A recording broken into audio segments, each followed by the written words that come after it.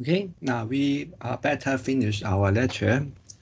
And the last part for this lecture, for this chapter is segmentation. And actually, the concept of segmentation is similar to the paging because this time we allow a variable size of segments, okay, instead of fixed size page, okay. And the logical address space is become a collection of segments and which it contains a length and a length because it is variable. And the elements within the segment should be identified by using the offset from the beginning, just like the page or the other relocation scheme. And the address can specify both segment name and the offset within the segments. Now you can see later, we will show you a picture. You can see how we can using the segmentation. And now here you can see the segment can bring together some function so that you can assign some function to the segment. For example, you can assign the main program function, procedure segment, function segments, method segments, object, local variables, global variables. That means you can group the similar data together to form a segment. Okay, and the logical address can be broken down into two parts: the segment number and the offset. Okay, and for simplicity, the segment will be referred to the segment number, because we told you that we may give you a length for the segment, but in order to simplify our discussion, we're using the number only. Okay. Now here we have an example for a program. From the user view, you can see we have a stat segment, symbol table segment, main program segment. You have a library to compute the square root. Then you can form a segment. You have a subroutine segment. Okay. And you can create a mapping. So for each segment, it can be allocated into another different location in the physical memory, okay, just like paging. For the segmentation architecture, we can map the two-dimensional physical address. We break down into two parts, the segment number and the displacement into a one-dimensional physical address. Now for the table, it consists of some of the information, for example, the base address. When mapping, you are using the base physical address together with the offset to compute the physical address. The limit, that means the size of the segment. If you have a access larger than the limit, that means you have a problem. Okay. And the segment number lets the programmer know the program which is break down into a number of segments. Then you can know your logical address is in which segment. Okay. And for the legal, as we say, for the legal logical address, the offset must be smaller than the limit. Otherwise, it becomes illegal. And a segment table is an array that has a base limit register. Okay, and it can be kept inside the cache or main memory. For the segment table base register, it point to the base physical address in the memory. For the segment table length register, it indicates the number of segments inside the program. Okay, so that if you have a segment number larger than STLR, that means you have an illegal access. You should always make sure that your segment number is smaller than STLR. And to compute the physical address, you using the base plus S, okay, and then you know where is your where is the location of your segment in the segment table. And then you can get the segment base and limit, and then you can add the displacement plus base. If it is smaller than the limit, then the physical address is legal. And you can see here we have a picture to implement the segmentation. For the logical address, you're using S to looking for the segment table. Okay, inside the segment table, you're using the base information and limit information. You can check whether D is smaller than the limit. If yes, you add the base to create a physical address. Okay, for example, if the physical base address is 4,300, the offset is 53, you create a physical address equal to 4353. Otherwise, if the displacement larger than the limit, you trap an error. That means it is a illegal access.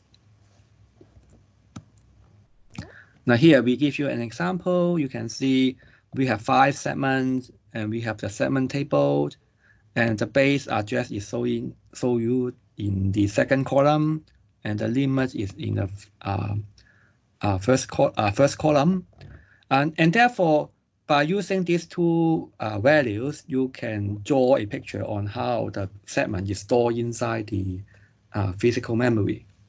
Okay, for example, the segment 0, its base address is 1,400. By adding 1,000, you know that the segment 0 is occupied by the address from 1,400 to 2,400. Okay.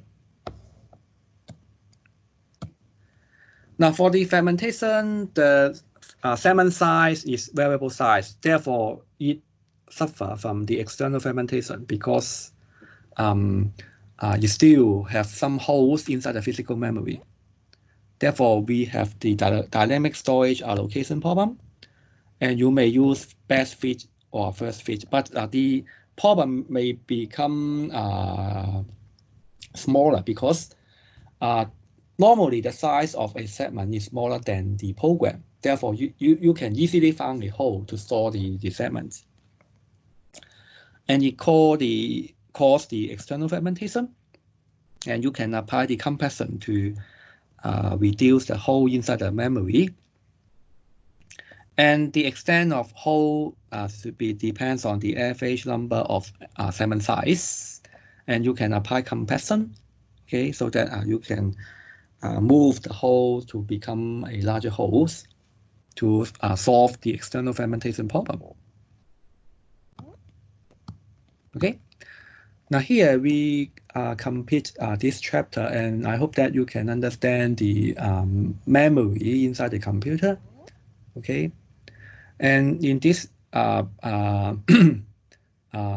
chapter, we talk about the different memory type, the operation of the memory allocation scheme.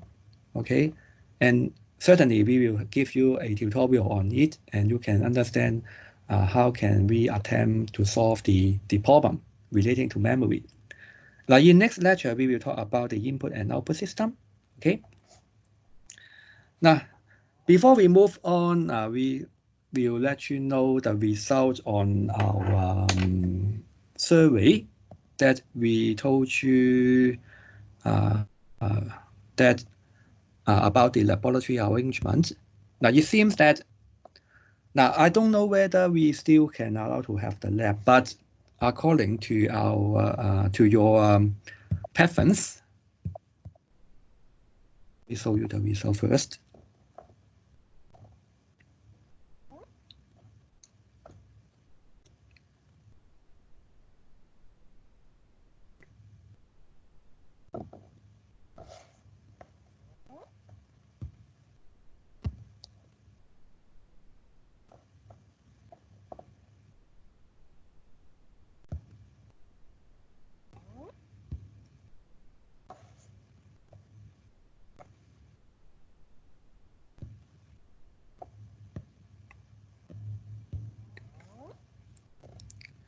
嗱，咁我大家都見到個結果啦嚇，咁特別留意第3條啦，咁似乎就多咗少少同學就想做 lab 啊。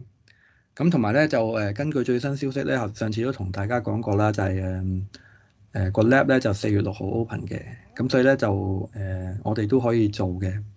咁咧就我哋個 class size 咧就會變咗做20人一組啦，即係我哋會將你個班咧分開兩半。咁咧喺 Moodle 上高咧，其實就我已經create 咗一個分組紙啦。咁咧我哋個模式咧就會將我哋原本嗰3個 lab 咧就 compress 咗佢，就揀某一啲部分去做啦。咁之後我會話俾你聽做邊幾個部分啦嚇。咁咧我去翻 Moodle 先。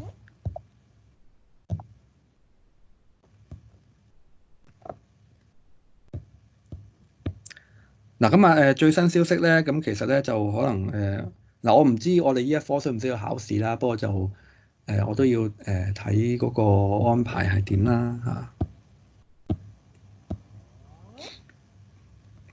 咁我就做咗個分組名單喺度嘅，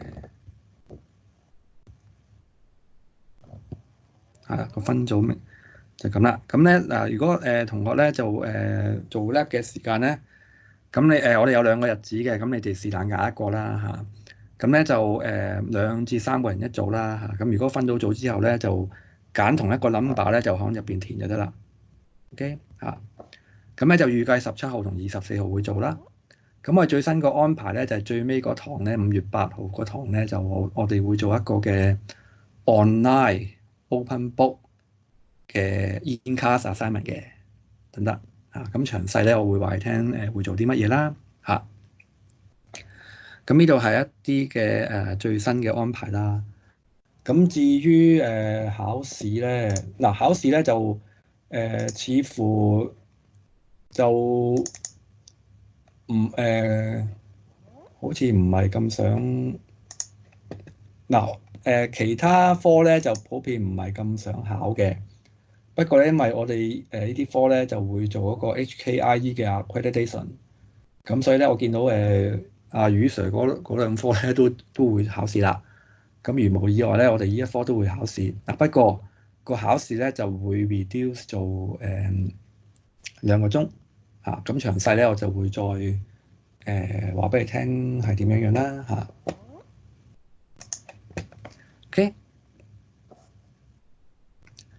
嗱咁我呢度咧就睇下同學會唔會有問題啦嚇，關於個 lab 啦嚇，同埋嗰個考試啦嚇。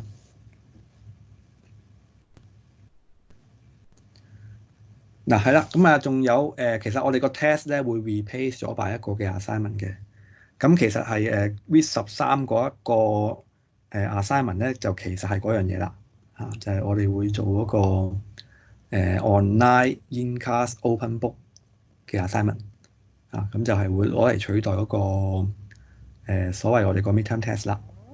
咁至於我哋嗰個lab 咧，其實做完之後咧，我哋會寫一個 report， 係啦嚇，寫一個 report， 咁啊每一組加1份嘅。OK，咁啊睇下同學有冇問題關於呢度。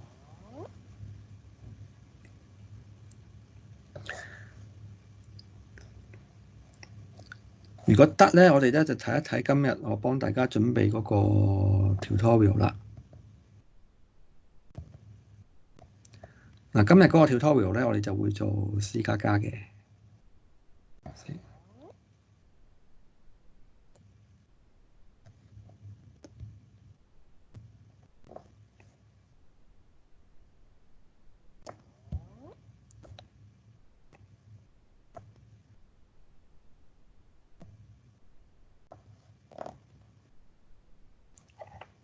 Okay. Now, in this tutorial, we want an exercise about the C++ language, and I choose to use a online C++ compiler because I think it should be more convenient to you. And you can access the website that I post in the tutorial sheet, and you can access the website, and the screen has been captured to you here. And actually, it is already an editor, so that you can write your program in this editor, and you can compile and debug also. Okay, so we briefly introduce to you the compiler to you. You can see at the top, okay, at the top of the screen. Okay, we have many buttons here, and each button we have the meanings: new file, run a program, debug, stop a program from debug, clipboard. You can save your program. You can tidy up. That means when you write your program, you may have not have some indentation, and when you press this button, you may make your program become more beautiful. Okay, and also you can download your program from the internet. Now, actually, the most important feature in this compiler should be the debugger, because we do not know whether our program can operate normally. So by using a debugger, you can see what happened in your program. Therefore, we introduce to you something about the debugger. Now, the debugger implement into this online compiler, it is a GDB debugger. It is a very well-known debugger. Actually, it should be the some early appeared debugger we use in C language because at that time we still using the command to control the debugger. But luckily this time it become we show you a graphical interface. Okay. Now when you press debug, you can see that you can control the program by stopping the execution, by introducing some breakpoint. You can run the program step by step, or jump into the program by using step into button. Okay, and you can access the data inside your program to see whether it is followed to your algorithm. Okay, you can see the function address, etc., etc. And you can see that we told you how to set a breakpoint here. And when you are going to set a breakpoint, for example, if you have a program, you can use your mouse button to click, okay, the area on the left of the number. Then you create a breakpoint. So that when you press the one button, the program will move to statement 12 and then stop. At that time, you can access the data inside the memory, inside your program. Okay. And you can further continue your program when you set another breakpoint. That means it will jump to another breakpoint. You can step. That means it can examine the programs one by one. Okay, so that you can jump each statement to see what happened after your statement has been executed. Okay. And here we have the control of the debugger, okay? And you can see the variable, okay? And you can have the step memory, okay? Now, whenever you complete the debugger, you can quit the program, okay? Now, actually, you can do many things using the debugger or the online compiler. And here we specify the advanced feature that we introduce in C language, including array, pointer, dynamic memory allocation, and also the OOP. Now, therefore, this time you may try these programs and to see what happens. I will try the let me try the first one to you, and you can see how we can use the debugger or the other features. Okay.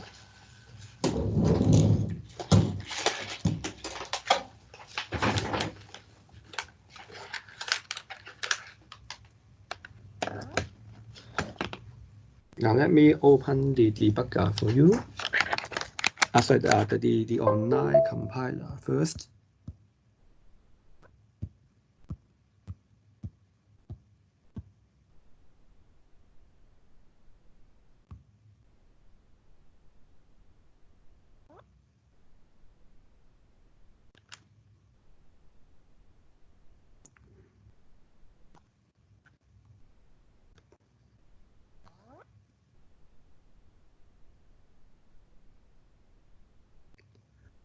Now you can see when you open the online compiler, we have the sample program, hello world program, and naturally you can change the program directly, right? Or you can compute something. You are going to have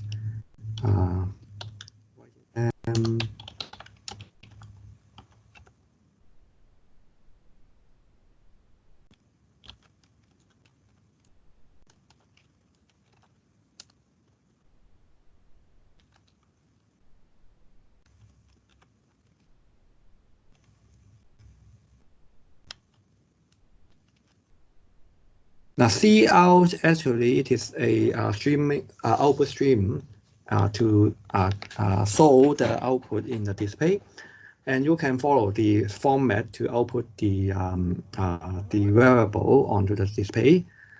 You can see we are going to show I and then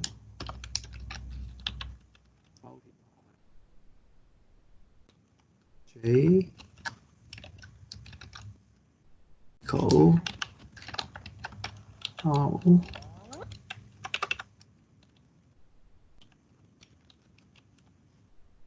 Okay. Now let me make a mistake here first. Now when you finish, you can press the one button here.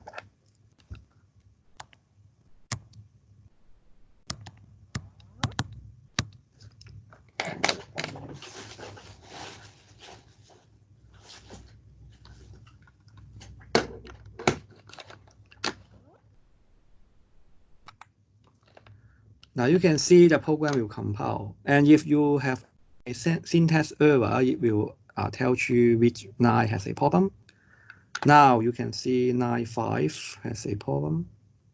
Sorry, line 18.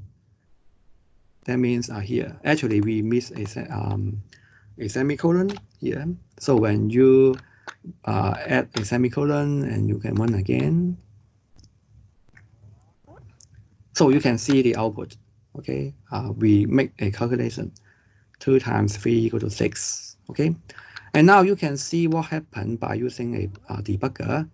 So you can press enter to exit, and then now you make a breakpoint in here. So by clicking the area next to the number, you can see we set a breakpoint, and now you can press the debug.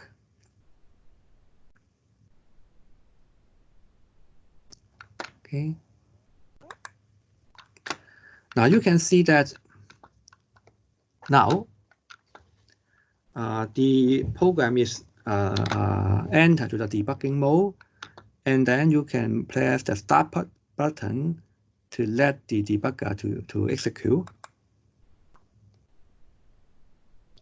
So you can see that at the breakpoint, it will stop because the debugger has operated the first two variable statements.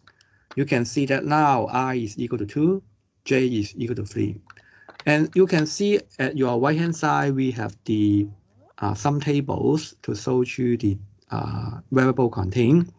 You can see that now R is containing a 0 because 917 has not yet been executed.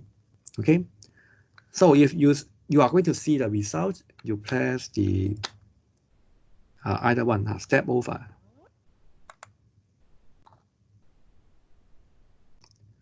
You can see that now the execution point is jumping to 918, and the data of R has been executed. You have 2 times 3 equal to 6. Okay, so by continue this process, you can press jump over. It will execute the next instruction. So until the program is completed. Okay, or you press the continue button.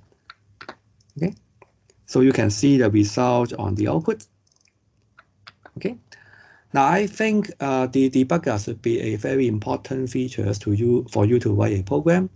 Therefore, you can try using the debugger to see how it can help you to debug your program. Okay. Now, after you complete the debug, you can press the stop button, and then the program is returned to the editing stage, and you can remove the breakpoint, and then you can continue editing your program. Okay. Now, I think you needed to try our program that I prepare in the tutorial06. Okay, so you can see I have the array program so that you can type this program into our online editor, and then you may ask our question, answer our question that I ask you to write another program that create an integer array with size of 100 and then storing an even number using a for loop. Another using a pointer. Okay, you can see we try to equal the address of P and the number. Okay, so that you can print out the number variable name. Okay, the address. Okay, by printing out the address of P. And we are also asked you to modify the program so that you're using the pointer to update the data of an address so that it is an integer of a multiple of 3. The next one, we show you the dynamic allocation, memory allocation. You can see that we're using a pointer to dynamically allocate an integer array of size 3 of 3, and you can store the data. After you use the data, you delete you can delete the array so that, and you can find after you delete the data, what is inside in the array. And also, I asked you to write another program using a dynamic memory allocation to store an integer that of the multiple of 4.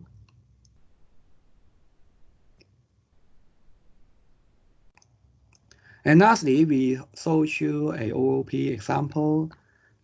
We create a car object with some private members, public members, and you can store, initialize the object, and then have a function to print out the data. Okay, you can try this program for these 2 car objects. And also, I asked you to write a program for modify the program for 3 members. Okay, brand, color, and year.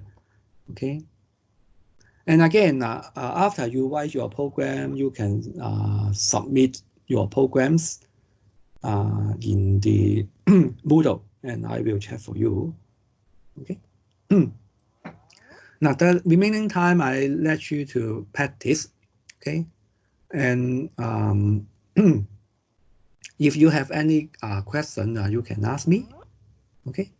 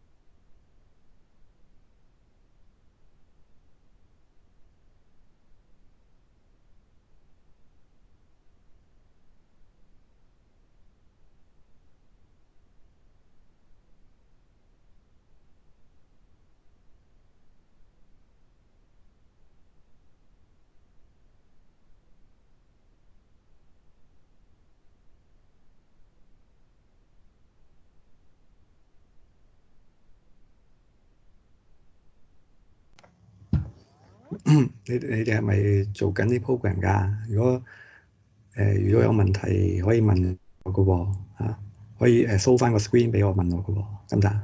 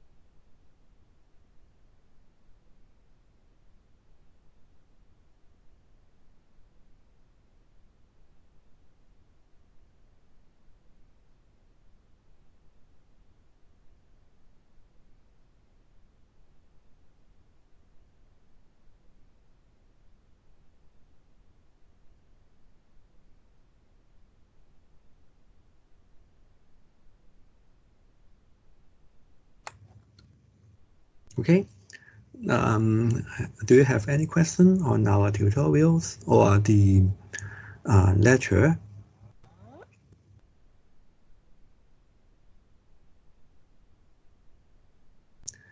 Now, please remember to submit the tutorial answer to me after you complete the tutorial question, so that I can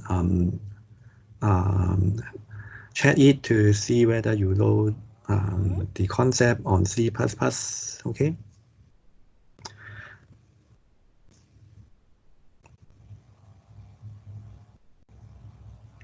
If you do not have any question, let us